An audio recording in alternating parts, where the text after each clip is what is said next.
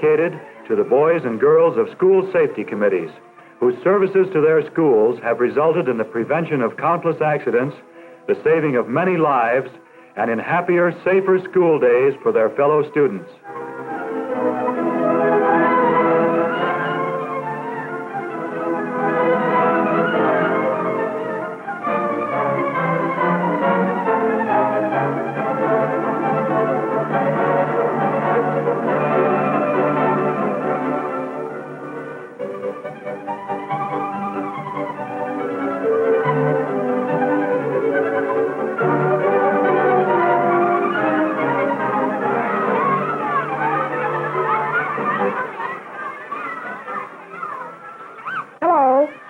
To tell you about what happened to me when we moved here and I started at Franklin School. My name's Clifford Adams. There I am on my bike. I'd been to the school the afternoon before with my mother, but you know it isn't easy your first regular day at a new school. You don't know anybody and you don't know exactly what to do. Just as I was going to ride into the schoolyard, this boy stopped me. He asked me if I'd walk my bike on the school grounds. That way I wouldn't be taking a chance of running into anybody. I found out later his name was Alan Smith. He seemed to be in charge. He told me how all the boys and girls stop and salute the flag on their way to school. Franklin School sure seemed different than my old school. It seemed like every place there was a chance for an accident or any trouble, there was a boy or girl to remind us of safe practices. Alan's job was to tell the bike riders that it's safer to walk their bikes on the grounds and to park them in the racks out of the way. If they were just standing or lying around, somebody might fall over them and get hurt. A girl was helping at the drinking fountain. That way everybody has a fair chance to get a drink.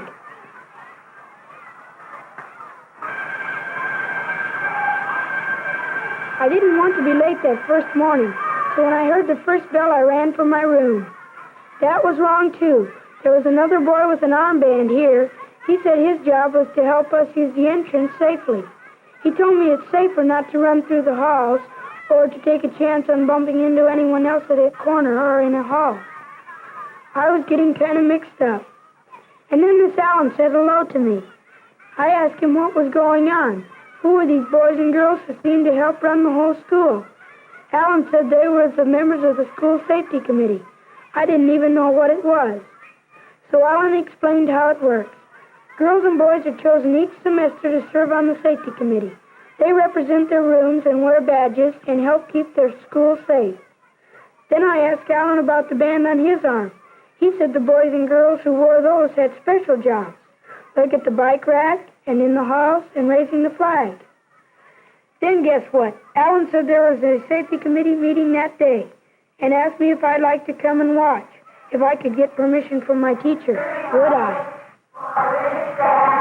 One nation, indivisible, with liberty and justice for all.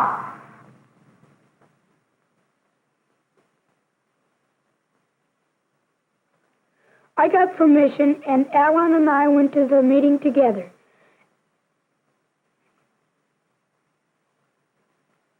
After the flag salute, the president, a girl from my room, called the meeting to order.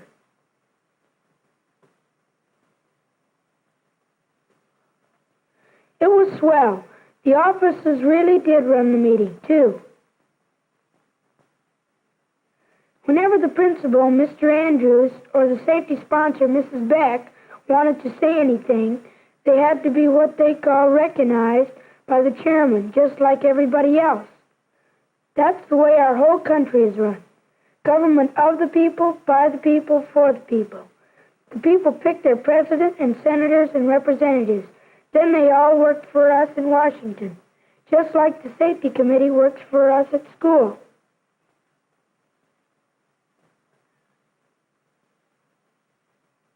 Next, the president said it was time for the subcommittees to meet. These are the boys and girls who work on the same type of jobs, like raising the flag, or on the playground, or in the hall.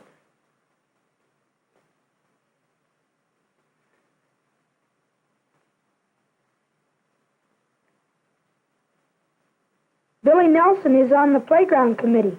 During recess, he helps the other boys and girls to play without getting hurt, or hurting anybody else. The rest of the playground committee have jobs like Billy's, too.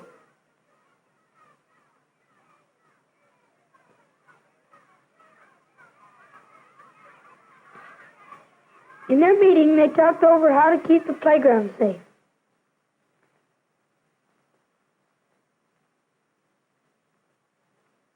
Carol Thomas was on the Hall and Entrance Committee.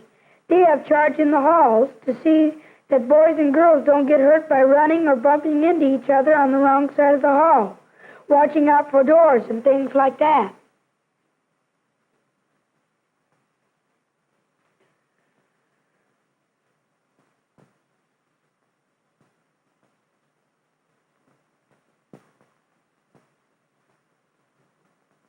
After a while, the chairman said the subcommittee meetings were over.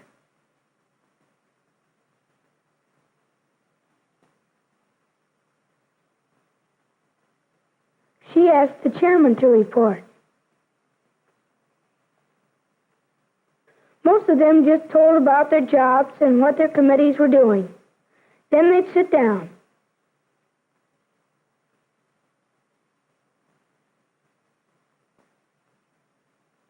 But when they got to Carol's committee, she said they had a problem.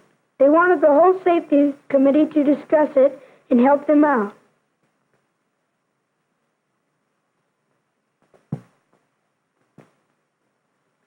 You see, Carol said, some boys and girls had been running to get in the ice cream line. They all talked it over and decided the committee members should go back and discuss it with their classes.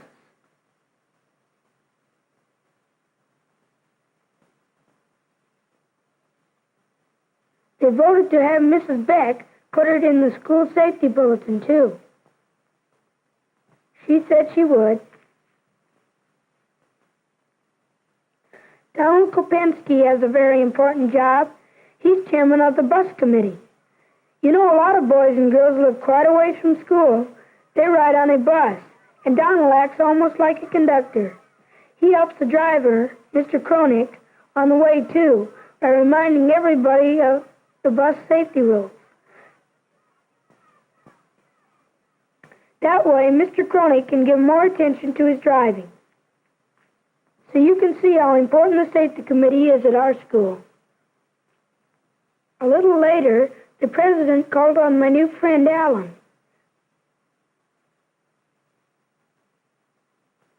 You see, when the school gets new safety posters, Alan explains them to the committee.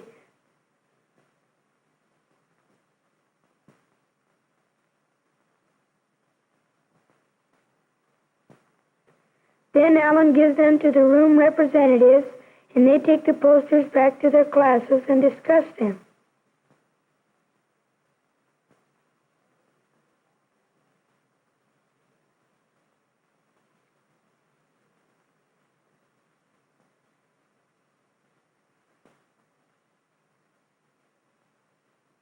Just before the end of the meeting, they all stood up and recited the safety pledge. Then the president adjourned the meeting.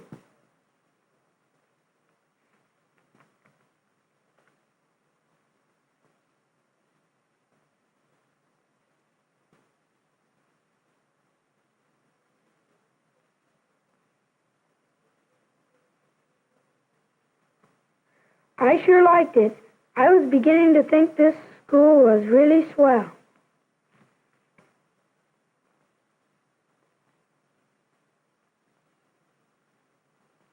We watched television quite a lot at our house. When the bell rang, I knew who it was. I'd asked Alan to come over to my house that night and meet Mom and Dad. He was a swell guy.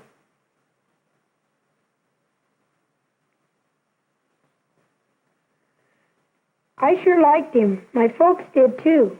I asked Alan to explain to Dad about the safety committee. He was sure interested. Alan told him how the boys and girls had chosen on the committee. He said the idea was to help all the boys and girls think about safety and develop safety habits that will last all their lives.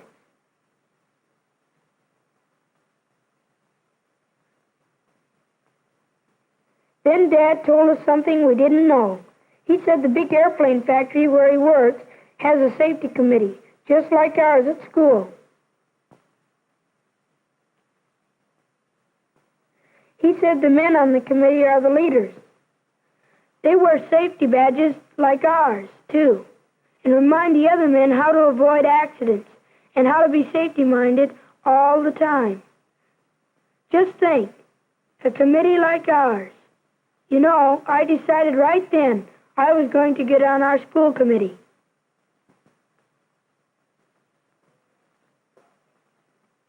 You know something? I made it the next semester.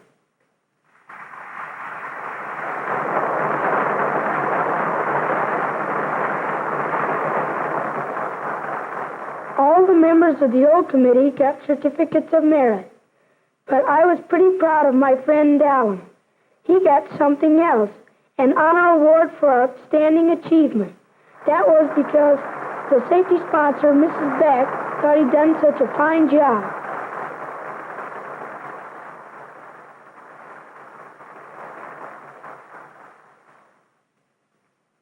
Mr. Andrews, the principal, told us all about how important a job we had to do. He said more kids from 1 to 14 years old are killed every year in accidents than die of all the worst diseases.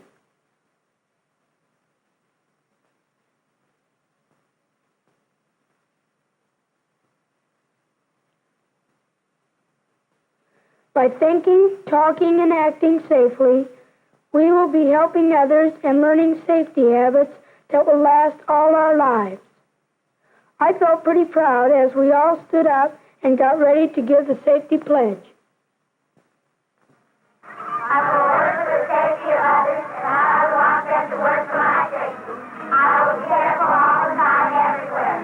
I will take no unnecessary chances of hurting myself or others. I will in no way try my own actions with anything which might result in injury to others. All this I will do for the sake of humanity and the honor of my school. I will always remember, even after my term of office is over, that as a member of the safety committee, I took this pledge and all back to safety.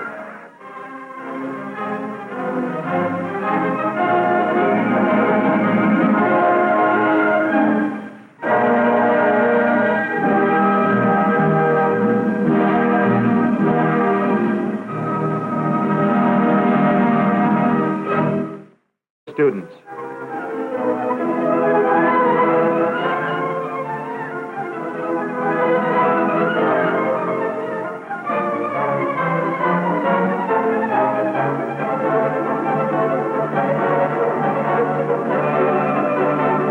Oh, I want to tell you about what happened to me when we moved here and I started at Franklin School. My name's Clifford Adams. There I am on my bike. I'd been to the school the afternoon before with my mother, but you know it isn't easy your first regular... Dedicated to the boys and girls of school safety committees, whose services to their schools have resulted in the prevention of countless accidents, the saving of many lives, and in happier, safer school days for their fellow students.